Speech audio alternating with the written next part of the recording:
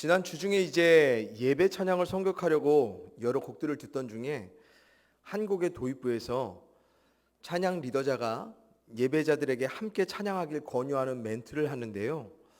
이전과 달리 유독 제 마음에 낯선 마음이 들었습니다. 이 찬양의 도입 부분은요, 상당히 밝고 경쾌한 분위기에서 기타 리듬이 전체 음악을 리드하면서 이런 분위기의 배경으로 이제 찬양 리더자가 다음과 같은 멘트를 합니다. 지금 우리가 살고 있는 이 세상은 힘이 있고 또 돈이 있고 명예가 있으면 참 누릴 것이 많습니다. 하지만 분명히 우리가 중요하게 여겨야 될 것은 이 세상에 없어질 것에 집중하지 않고 영원의 것을 소망하며 하나님을 찬양하며 나갔으면 좋겠습니다. 할렐루야! 이렇게 멘트를 하자 수많은 예배자들이 기쁨으로 아멘 하며 화답하는 것이었습니다. 이 멘트를 듣자마자 제 마음에 약간 삐딱한 마음이 들었습니다. 굳이 탓을 하자면 제가 요즘 전도서의 말씀에 너무 집중했기 때문일까요? 왜 이런 삐딱한 마음이 들었냐면 단 한 번도 저는 우리 삶 가운데 누릴 수 있는 많은 힘과 돈과 명예를 이런 경쾌하고 발랄한 분위기 가운데 또한 말의 어조 또한 들떠있는 확신 가운데 이런 것들을 세상에 없어질 것으로 확신하고 포기한 채 오직 하나님께로만 집중하여 하나님을 소망하여 찬양해 본 적이 거의 없었기 때문입니다. 또한 이렇게 들뜬 마음으로 아멘이라 화답해 본 기억도 별로 없었던 것 같습니다. 이미 24년 전에 힘과 돈과 명예와는 상당히 무관한 환경을 살아야 하는 목회자가 되기를 결심하여 그 길을 걸어왔기 때문에 삶 가운데 늘 이런 것들과 치열하게 싸워내는 우리 성도님들보다는 분명 덜하겠지만 저 또한 힘과 돈과 명예를 단지 이 세상에 없어질 것으로 생각하면서요. 그래서 전혀 집중하지 않아도 될 만큼의 것들로 이런 것들을 잘 분별하며 치부하며 자유하게 살아본 적이 별로 없었습니다. 그러기에 늘 세상에서 누리고 싶은 모든 것들에 대하여 특히 힘과 돈과 명예에 관해서는 늘 하나님 앞에서 치열한 믿음의 고민과 갈등을 진중한 마음으로 결단해야 했고 때로는 최대한 제 자신의 합리화를 통한 주저함과 망설임 가운데 마지막까지 내몰려 결국 마지못한 연약한 믿음으로 결단할 때가 자주 있었습니다. 그래서 어쩌면 이런 세속적인 것들에 대한 우리 자신의 포기를 다루는 많은 찬양들이 밝고 경쾌한 분위기에 고백되어지는 것이 아니라 최대한 느리고 무거운 진중한 리듬 안에 우리로 하나님 앞에 서게 하는 것 같습니다. 오늘 본문 또한 우리의 마음을 약간 무겁게 만드는 물질에 관한 것인데요. 이전에 물질에 관해 다뤘던 내용들보다 훨씬 더 우리의 전곡을 찌르는 무거운 이야기를 전도자가 오늘 우리에게 들려줍니다. 우리 다 같이 먼저 본문 10절, 13절의 말씀을 읽어보겠습니다. 10절입니다. 시작. 은을 사랑하는 자는 은으로 만족하지 못하고 풍요를 사랑하는 자는 소득으로 만족하지 아니하나니 이것도 헛되도다. 내가 해 아래에서 큰 패단이 되는 일이 있는 것을 보았나니 곧 소유주가 재물을 자기에게 해가 되도록 소유하는 것이라. 아멘. 전도자는 우리 신앙인들이라면 이제 진부할 정도로 많이 들어왔던 것에 관해 이야기하죠. 그것은 바로 돈과 풍요를 사랑함으로 그것에 만족을 두는 삶의 헛됨에 관한 것과 돈과 풍요를 사랑하기에 벌어진 큰 패착 중 하나, 지나칠 정도로 많은 재물을 축적하여 소유하려는 삶에 관한 것입니다. 그런데 이런 도전적인 관점을 우리는 진부할 정도로 때론 지긋지긋할 정도로 많이 설교를 통해서요, 그리고 말씀 묵상을 통해서든 아니면 신앙의 모임을 통해서든 우리는 자주 들어왔었다는 사실입니다. 그럼에도 불구하고 우리가 또다시 전도자의 말에 귀를 기울여야 하는 이유가 무엇이냐? 늘 진부하게 들어왔던 이야기지만 하나님을 경외하며 하나님의 말씀대로 그분의 판단 아래 사는 우리조차도 돈과 풍요를 사랑함과 이 사랑함이 지나쳐서 과도한 소유를 축적하려는 여전한 마음들이 우리의 실제 하는 삶에서 계속해서 고민과 갈등으로 남아있기 때문이라는 사실이고요. 또한 이런 삶을 헛됨으로 구분하여 믿음으로 결단하는 삶을 살아내는데 여전히 우리가 많은 망설임과 주저함 가운데 머물러 있기 때문입니다. 저는 먼저 이 말씀에서 전도자가 왜 다른 것도 아닌 은을 사랑하는 것에 관해 이야기했을까 조금 더 묵상하게 되었습니다. 전도자가 살았던 당시에도 지금과 마찬가지로요, 은보다 상대적으로 더 높은 돈의 가치를 가진 재물들이 있었습니다. 은은 오히려 당시에도 평범하게 통용되는 재물 중 한 가지였죠. 그런데 그가 왜 금도 아닌 다른 값나가는 보석도 아닌 은을 사랑하는 것에 이야기했을까? 저는 개인적으로 전도자가 어떤 높은 가치의 것들을 이야기하는 것보다 당시에도 아주 평범한 것은 아니었지만 은이라는 보통의 가치를 가진 재물일지라도 충분히 사람들이 사랑할 수 있음을 이야기하고자 했음이 아닌가 생각해 봅니다. 그래서 마치 오늘날 우리가 살아가는 세상에서 평범하게 통용되는 돈을 사랑하는 것처럼 우리 사람은 돈의 가치를 지닌 어떤 것이라도 그 가치의 높고 낮음과 상관없이 충분히 사랑할 수 있는 연약한 존재임을 드러내기 위해 전도자가 돈의 가치를 가진 다른 어떤 재물들보다 은이라는 보통의 가치를 가진 재물을 말한 것이 아닐까 싶습니다. 우리가 돈과 풍요를 사랑하는 이유, 그래서 그런 것들에 대한 지나친 집착으로 해가 될 정도로 과도하게 무언가를 소유하고 축적하려는 그런 우리들의 이유, 이 모든 것은 우리의 실제하는 삶과 긴밀하게 연관되어 있죠. 왜냐하면 돈과 소유의 많음은 곧 우리의 삶의 외형뿐만 아니라 우리의 질적인 삶의 변화를 가져다 주기 때문입니다. 그것을 우리는 흔히 만족한 삶, 좋은 삶, 잘 사는 삶이라고 말하죠. 그러기에 우리는 돈과 소유의 많음을 의미하는 부유와 풍요를 사랑하게 되는 것입니다. 이런 우리의 인간의 근본적인 성향을요, 미국의 기독교 철학자 제임스 스미스 교수님이요, 습관이 영성이다라는 책에서 이렇게 이야기합니다. 우리 함께 읽어볼까요? 같이 읽습니다. 시작. 인간으로 존재한다는 것은 좋은 삶에 대한 전망, 우리가 번영이라고 여기는 바에 대한 특정한 그림에 의해 움직이고 정향된다는 뜻이다. 우리는 그것을 원한다, 갈망한다, 욕망한다. 그렇게 세상에 대한 우리의 가장 근원적 지향 방식은 사랑이다. 우리 사람은 각자가 지향하는 좋은 삶, 만족한 삶에 대한 기대와 소망을 갖고 살아갑니다. 그런데 우리는 단순히 축적된 경험과 지식으로 좋은 삶을 선택하는 것이 아니라 우리가 원하고 갈망하며 욕망하는 사랑의 대상을 우선 선택한 후에 삶의 방향을 전한다는 것이 이 제임스 스미스 교수님의 핵심적인 생각입니다. 그래서 사랑의 대상에 따라 삶의 목적이 달라지고 삶의 방식과 내용이 달라진다는 것입니다. 그러기에 하나님 아버지와 예수님께서도 우리가 사랑해야 할 그 첫 번째 대상 하나님에 관해 우리 교회 강단에 붙여진 말씀처럼요, 마음을 다하고 뜻을 다하여 힘을 다하여 내 하나님 여호와를 사랑하라라고 우리에게 선택적 권면이 아닌 엄중한 명령으로 허락하신 것입니다. 왜냐하면 사랑하는 그 대상에 따라 우리 마음과 뜻과 힘의 다함이 우리의 삶에서 전혀 달라지게 될 것을 우리 주님께서 아셨기 때문입니다.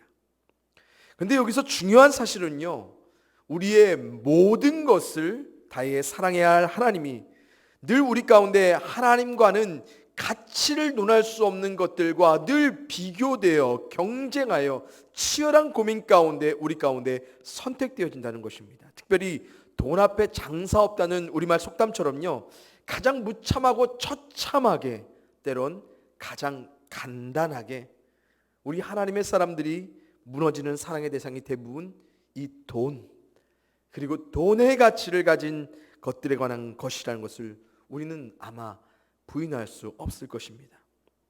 물론 하나님과 성경은 돈 자체를 우리 삶에 무가치한 것으로 말하지 않습니다. 태초부터 우리 사람을 창조하셨을 때 이 땅의 모든 것을 누리게끔 의도하셨던 하나님께서는 돈을 매개로 한 우리 삶의 필요와 욕구를 채워나가는 삶에 관해 생각보다 굉장히 관대하게 말씀하십니다. 그러기에 전도자도 같은 의미에서 본문 18절 20절의 말씀에서 이렇게 이야기하죠. 18절에서는 일평생 먹고 마시며 수고하는 중에 즐거움을 맛보는 것 어떻다? 선하고 아름답다. 이 말의 의미는 우리 자신의 성실한 수고의 몫으로 정당한 보상을 돈으로 받으며 그 돈을 통해 먹고 마시는 삶의 즐거움을 맛보는 것 뭐라고요? 좋은 거라고요. 아름다운 것이라고 말하고 있습니다. 그래서 19절의 말씀과 같이 하나님이 재물과 부유를 사람들에게 어떻게 능히 즐겁게 누리게 하신다고 전도자는 말합니다. 그런데 그 누림이 우리 자신의 정당한 몫으로 공정하고 정직하게 누려야 함도 함께 강조해 주고 있죠.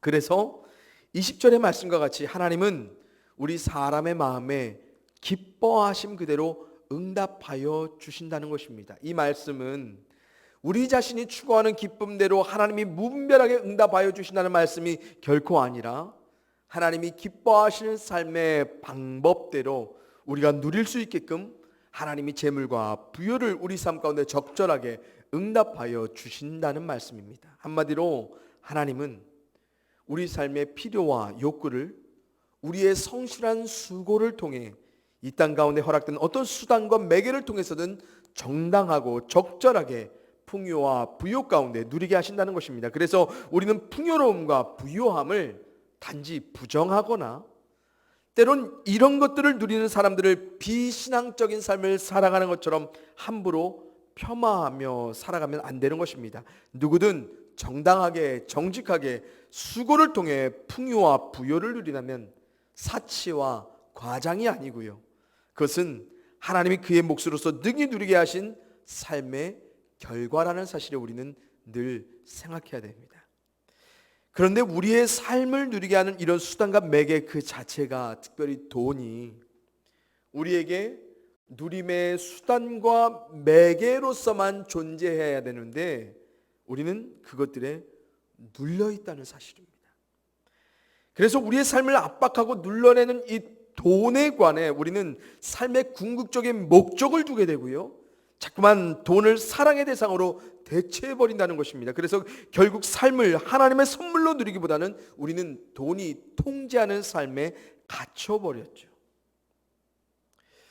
미국의 기독 윤리학자인 스티브 윌킨슨 교수님과 마크 샌포드 교수님이 공조한 은밀한 세계관이라는 책에서 이런 우리의 삶이 소비주의 세계관에 갇혀있기 때문이라고 지적하며 이런 말씀을 하세요. 조금 긴데 제가 읽어드립니다.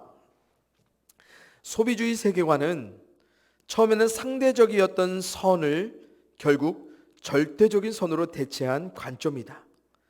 소비주의는 부와 그에 수반되는 모든 것을 축적함으로써 만족함을 느낄 수 있다고 믿기 때문에 소비를 절대화한다. 소비주의는 우리의 모든 필요는 물질적 소비로 충족될 수 있다고 말한다. 더 많이 소비할수록 더 많은 욕구가 채워진다. 욕구 충족이 구원의 핵심 내용이기 때문에 사실상 소비주의는 세속 종교다.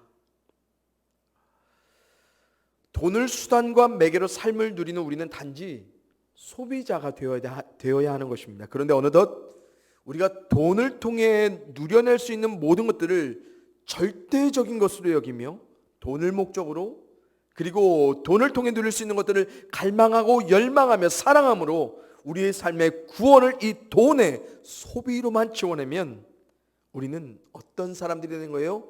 소비자가 아닌 소비주의자가 된다는 것입니다. 이렇게 소비주의자로 살아가는 사람들의 한 형태를 본문에서 전도자는 10절의 말씀과 같이 은과 풍요를 사랑하는 사람들이라고 말하죠. 그리고 그들이 이것을 통해 추구하는 최종적인 목적이 무엇입니까? 소비주의자와 같이 그것을 통한 절대적 만족을 누리려 하죠. 오직 자신의 필요와 욕구를 충족시킬 소비를 가능케 할, 그래서 물질에 만족을 두고 살아가는, 그것을 삶의 구원으로 여기며 살아가는 사람들을 결국 소비를 가능케 할 돈을 마음과 뜻과 힘을 다하여 사랑하는 사람들, 그런 사람들 바로 삶의 구원을 거기다 두며 살아간다는 것입니다. 오늘날 대중매체에서요, 상업적 광고를 보게 되면요, 예전과 달리 단지 그들이 홍보하고자 하는 제품의 성능과 효능에만 집중하지 않고요, 홍보물들이 마치 우리가 살아가는 삶의 의미와 가치를 다르게 할 수 있다고 자꾸만 홍보합니다. 그래서 그것들을 소유할 때에야 결국 광고에서 보여지는 잘 짜여진 화려하고 편안한 삶이 우리 가운데 삶의 만족으로 찾아오게 될 것이라 말하죠. 실제로 우리들은 우리가 소유하고자 하는 것들을 위해 소비합니다. 그리고 그것들을 소유함으로 달라진 삶을 누리며 살아가는 것도 많습니다. 그런데 그런 것들이 자꾸만 삶에서 절대화된다는 것이 무서운 거예요. 그래서 광고하는 것들이 내 삶에 없어서는 안 될 것들로 여겨지고 그것들을 소유하는 삶을 최종적인 만족된 삶으로만 여겨낸다는 사실입니다. 여기에만 소비되는 우리의 돈들, 그리고 돈을 발생케 하는 우리의 수고들을 보면 우리가 얼마나 이것들에 조종되어 또한 통제되어 살아가는지, 그리고 그것들을 우리가 얼마나 사랑하며 살아가는지를 우리가 알 수 있습니다. 그래서 전도자가 이야기한 것처럼 때로는 잠도 제대로 자지 못하며 이것들을 소유하고자 수고하며 이런 소유를 가능케 할 부요를 우리는 축적하며 살아가죠. 그런데 이런 삶이 정말로 하나님이 선물로서 우리에게 허락하신 이 삶을 누리는 것일까? 하나님이 단지 돈에 끌려 돈으로만 가능한 것들을 삶의 필요와 만족으로 여기면서 우리로 삶을 누리라고 말씀하셨을까? 그래서 그것들을 다 가진 채로 살아가는 것이 하나님이 우리에게 능히 부유와 풍요를 허락하신 궁극적인 목적과 이유일까?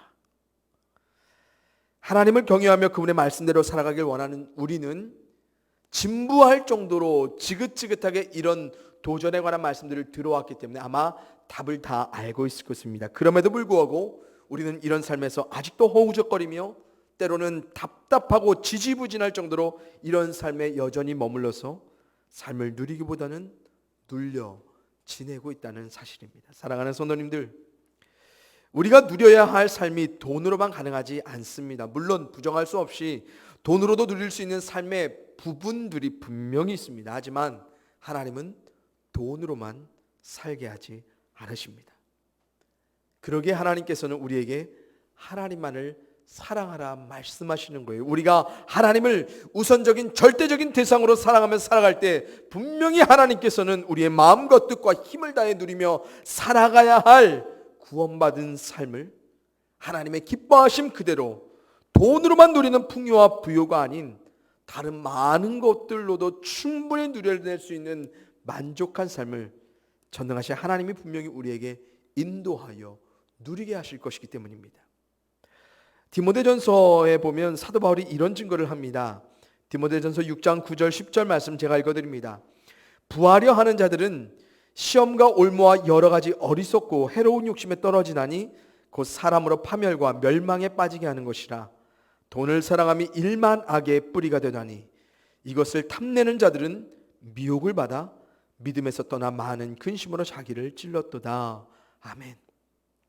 바라옵기는 우리 질그릇교회 모든 성도님들의 만족한 삶이 우리가 하나님의 선물로 누려내야 할 그 즐겁고 선하고 아름다운 삶이 하나님이 아닌 돈을 사랑함으로 부하려 하는 자들과 같이 스스로 파멸과 멸망에 빠지지 않기를 간절히 소원합니다. 그래서 돈 때문에 믿음의 삶을 등지고 떠날 만큼 많은 근심에 스스로를 찌르며 살아가지 않기를 더욱 주님의 이름으로 간절히 소망해 봅니다. 돈을 사랑할 것인가?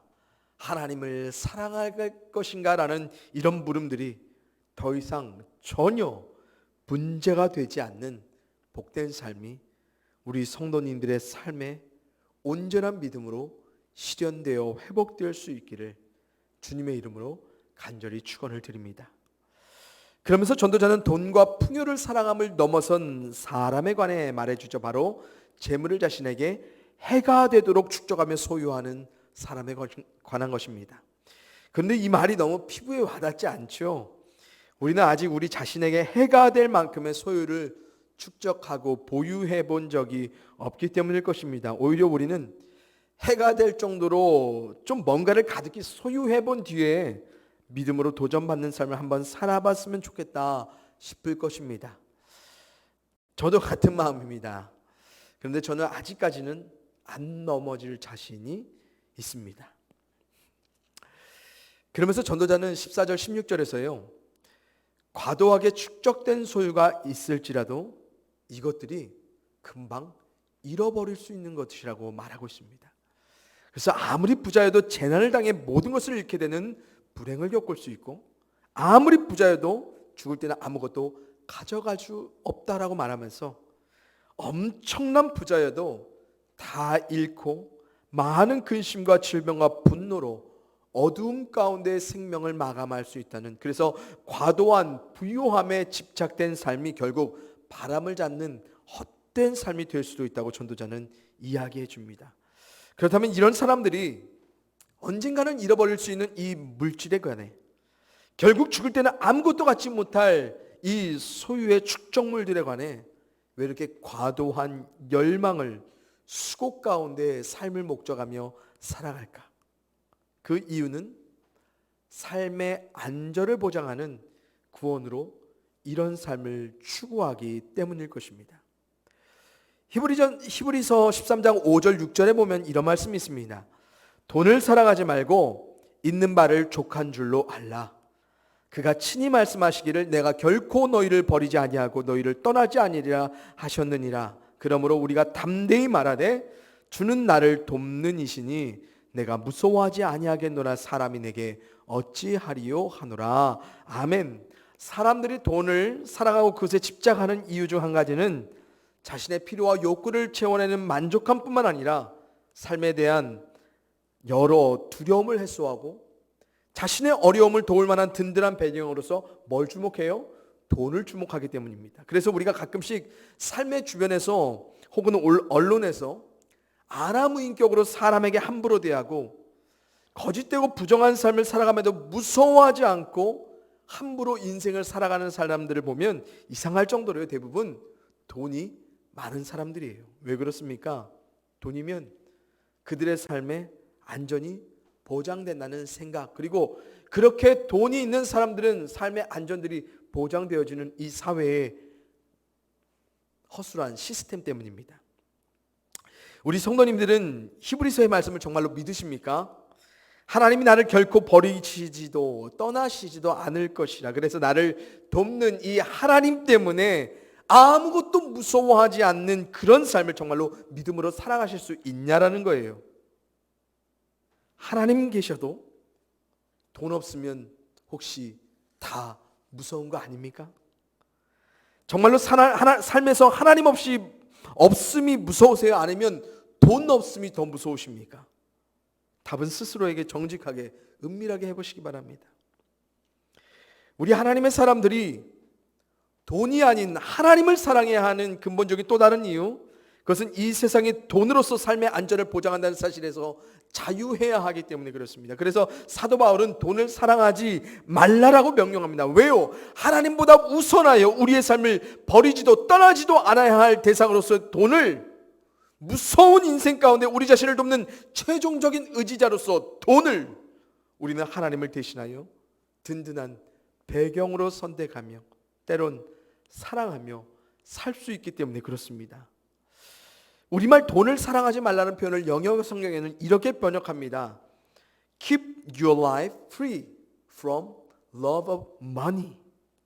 이 말의 뜻이 이렇죠. 당신의 삶을 자유하게 하십시오. Keep your life free from love of money. 돈을 사랑하는 것으로부터요. 이게 바로 돈을 사랑하지 않는 구체적인 신앙인의 자세지요. 돈을 사랑하지 않는 것이 막연하지 않습니다. 돈을 사랑하지 않는 삶은 돈으로부터 자유한 삶을 사는 것이라는 거예요. 그리고 그 삶을 어떻게 해요? 잘 보존하면서 유지하면서 살아가는 것, 그것이 돈을 사랑하지 않는 것입니다. 돈을 사랑하지 않는다는 것이 단순히 돈과 관계된 활동을 금하는 게 아닙니다. 단순히 소비 활동을 줄이는 거 아니에요. 돈을 축적하며 소유물을 모아두는 삶을 그만하고 돈을 벌 수 있는 환경에서 최대한 멀어지면서 돈을 사랑하지 않을 수 있도록 쳐다보지 않는 것이 돈을 사랑하지 않는 삶 아니라는 거예요. 뭡니까? 돈을 사랑하지 않는 것은 돈 있습니다. 그런데 끊임없이 돈으로부터 자유한 그 삶을 잘 유지하고 보존하는 것이라고 성경 말하고 있어요. 하나님이 우리에게 허락하신 삶을 누릴 수 있는 가장 근본적인 이유가 무엇입니까? 하나님이 우리에게 삶을 누릴 수 있도록 호흡하는 삶을 여전히 허락해 주셨고, 삶의 기쁨과 즐거움을 맛볼 수 있도록 우리 삶을 보존하여 주시는 그 믿음과 확신 때문 아닙니까? 다 하나님 때문인 거예요. 하나님 때문에 즐겁고 행복할 수 있는 삶을 살아갈 수 있던 최종적인 것, 그런 하나님이 우리를 결코 버리시지도 떠나시지도 우리를 도우시기에 우리는 삶을 두려워하거나 무서워하지 않고요, 20절의 말씀처럼 우리 생명의 날을 깊이 생각하지 않고 자유하게 살아가게 되는 것입니다.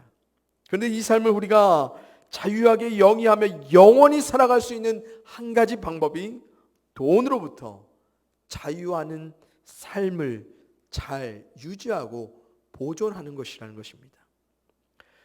돈으로부터 자유하고 분리된 삶을 살아가면 거기에는 누가 계십니까? 바로 하나님이 완전한 도움으로 함께 계심을 신뢰하며 경험하며 사는 우리의 삶이 찾아옵니다. 돈 때문에 사는 우리가 아닌 하나님 때문에 사는 우리가 경험되는 거예요. 그래서 때론 돈이 하나도 없어도 돈을 위한 어떠한 수고를 하지 않을지라도 그 삶 때문에 두려워 떠는 것이 아니라 우리 삶 가운데 온전한 도움이 되실 하나님 때문에 돈 없어도 살게 되는 그런 기적을 우리는 경험하게 되는 거예요. 그런데 돈이 우리의 삶의 유지와 보존을 가능케 할 사랑의 대상이 되어버리면 거기에서 우리는 더 이상 하나님의 도움을 얻지 못하는 것과 동시에 더 이상 하나님의 도움을 바라지도 않는 삶을 살아가게 된다는 것입니다. 이 세상에서 우리 사람이 경험할 수 있는 최대의 해로움이 바로 하나님의 도움 없이 사는 것이 아닐까 저는 감히 생각해 봅니다. 또한 이처럼 우리 신앙인들이 가장 두렵고 무서워해야 할 삶은 돈이 있어서 하나님을 도움으로 삶에 구하며 살아가지 못하고 돈 때문에 하나님을 전혀 도움으로 구하지도 않는 삶이 아닐까 생각해 봅니다. 사랑하는 성도님들, 하나님이 누리게 하신 수단으로서의 돈, 우리의 삶을 언제든 버리고 떠날 수 있는 것들입니다. 그런데 우리에게 근본적인 도움으로 돈을 사랑하며 살게 되면 우리는 그것들을 결코 버리고 떠날 수 없는 구속된 삶을 살아가게 될 것입니다. 하나님이 우리로 부유와 풍요를 누릴 수 있는 재물로 허락하신 돈, 이제 그것들의 자유한 삶을 유지하며 사랑하지 마시길 간절히 소원합니다. 그리고 하나님을 늘 사랑함으로 하나님이 우리에게 선물로 주신 삶 가운데 돈을 통한 선하고 아름다운 삶을 더욱더 의미 있고 가치 있게 누리며 살아가시는 우리 성도님들의 삶이 되기를 간절히 소원합니다. 잠언 23장 4절 5절에서 지혜자가 이렇게 말하죠. 부자가 되기에 애쓰지 말고 내 사사로운 지혜를 버릴지어다. 내가 어찌 허무한 것에 주목하겠느냐. 정령이 재물은 스스로 날개를 내어 하늘을 나는 독수리처럼 날아가리라. 아멘. 바라옵기는 날개를 내어 날아갈 돈에 주목하여 애쓰는 수고와 골머리 앓는 지혜를 우리가 날마다 버려내고요, 영원히 우리를 버리지도 떠나지도 않으실 우리의 삶에 완전한 도움이 되어주실 그 전능하신 하나님께 대하여 부요한 우리의 삶이 되기를 간절히 소원해 봅니다. 그래서 여러분들의 애씀과 여러분들의 지혜가 더욱더 하나님을 사랑하고 하나님을 삶 가운데 담아내기 위해 투자되기를, 전능하신 하나님으로만 온전한 도움으로 살아가고자 하는 그 믿음의 삶이 충만하게 매일의 삶 가운데 회복되어 킵되기를 주님의 이름으로 간절히 축원합니다. 함께 기도하겠습니다. 사랑의 아버지 하나님, 감사합니다. 아버지 하나님께서 늘 우리의 연약하고 부족한 모습 가운데서도 우리를 떠나거나 버리시지 않으시고 우리를 날마다 일으켜 하나님의 도움으로 다시 살게 하시니 참으로 감사를 드립니다. 하나님, 그럼에도 불구하고 우리가 배은망덕하게 늘 하나님이 살리시는 삶인데 마치 우리가 산 것처럼 또 우리가 수고함으로 얻어냈던 그 돈으로 우리가 다 살아낸 것처럼 우리가 살아낼 때가 있습니다. 그래서 우리가 착각합니다. 이 돈이면 다 살 수 있을 것처럼요. 주님, 우리가 그러한 삶을 이제 버려냅니다. 우리가 그래서 돈 사랑하기를 그쳐냅니다. 하나님을 사랑하고 하나님이 우리 가운데 허락하신 재물로서의 돈을 삶의 누림의 수단으로, 방법으로, 매개로서만 우리가 살아가게 하시옵소서. 그래서 또한 이 물질 또한 하나님 안에서 잘 생각하여 가치 있고 의미 있게 즐기며 살아가게 하여 주시어서 하나님이 삶 가운데 기뻐하심 그대로 응답하여 주시는 여전한 삶의 축복들이 우리 성도님들의 매일의 삶 가운데 함께 할 수 있도록 도와주시고, 하나님, 혹 우리의 삶에 하나님이 과분할 정도로 풍요로움을, 부요함을 허락해 주셨다면 이것을 내게 허락하신 하나님의 이유를 물어가게 하시고 이것들을 통하여서 나와 더불어 누려야 할 이웃은 누구일까 우리가 고민하게 하여 주시옵소서. 그래서 나의 나름으로 더불어 함께 할 수 있는 그런 은혜의 삶이, 또 하나님 바라셨던 그 하나님 나라의 삶이 우리 개인의 삶을 통하여서, 또한 할 수만 있다면 우리 교회를 통하여서 주님을 향하여서 영광 가운데 실천되어질 수 있도록 인도하여 주시옵소서. 하나님, 혹 오늘도 돈에 눌려 돈을 사랑하고 있는 사람들이 있습니까? 그들의 안타까운 마음들 주님께서 돌이켜 주시고, 그거 아니어도 하나님이 살게 하시는 그 삶의 은혜와 기적이 있음을 그들이 확신하게 하여 주시옵시고, 그 삶에 대한 온전한 기대와 소망이 저들의 삶을 통해서 믿음 가운데 선포될 때에, 실천될 때에 주의 놀라운 역사를 허락하여 주시옵소서.